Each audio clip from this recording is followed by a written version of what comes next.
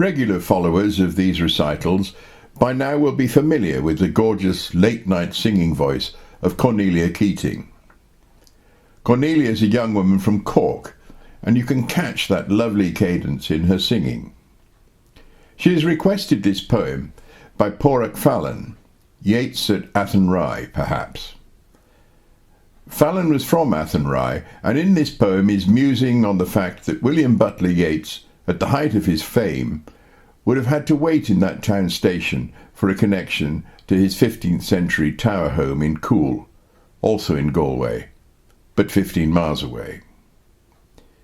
Yeats, aside from his poetry and frustrated love life, was an ideological confection of a man. Raised in a Protestant family whose foothold in Ireland was underwritten by William of Orange, flirting with Irish nationalism largely as a means to flirt with Maud Gonne, and ultimately setting sail in the mist-swirled mysticism he'd sucked from his mother's folk tales, the stuff of legends nailed to his mast.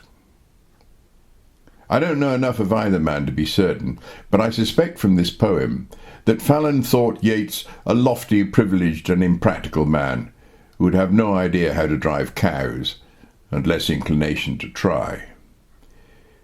He obviously also felt that Yeats would not be interested in Fallon's hometown, except when it was in the throes of its mystical rituals.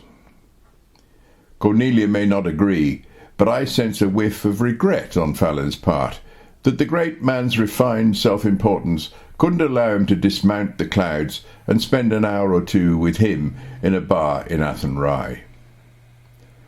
I'm reminded of that other great Anglo-Irish writer, Jonathan Swift, who in Gulliver's Travels describes, on the floating island of Laputa, a breed of folk who need flappers, that is, people with inflated pig bladders on sticks, employed to strike them about the head when their minds begin to wander, to interrupt their lofty thoughts and bring them back to the realities of ordinary life.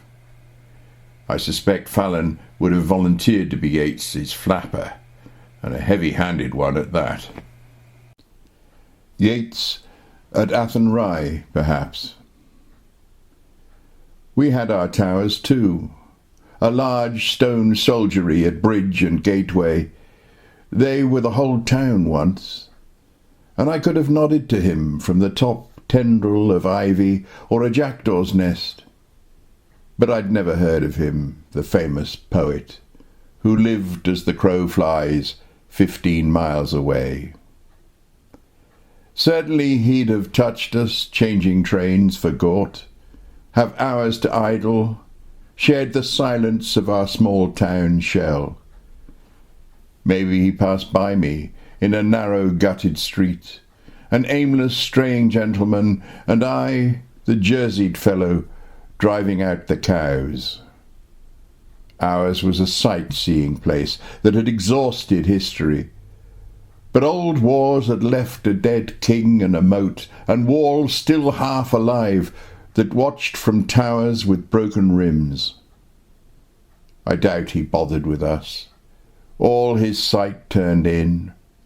Some poems come better waiting for a train. And that winged footprint could have jarred the peasant meters of a street given over to baker, grocer, butcher, and the treadmill of the till.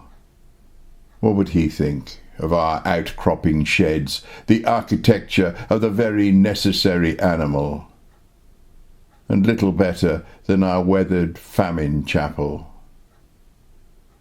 But on the eve of May he might have found things near his heart, fertilities dropping in, for then from consecrated ground we moved the Virgin to the leafing trees, with bonfires, chanting children, the whole works. The canon hadn't read the latest books on golden boughs and odd divinities. Or would he have looked superior, being difficult about Our Lady's face, the soft Italian look of the milking mother, not the sort that strings the whole air like a catapult. This was no moon in women, no unpredictable lady sailing her wavy shell. Ours kept the house and answered the chapel bell. Or so we thought, or didn't think at all. Diana has her secrets from the oak. The nun-like night commits itself in strokes of barbarous shorthand when the candles die. What's 15 miles? We could have read together the same night script, felt the vibrations run, boughs singing, with the whole south moving up to stand in a dripping arch of spring. I'd like to think how, over the sheep and crops, the nut crags and the loose stone walls, we met in a mutual hazard of burning arrows.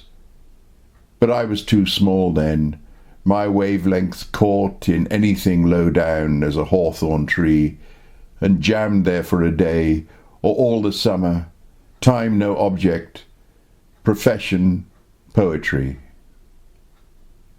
Anyway, he wouldn't have dared a town where every peeling window was an eye.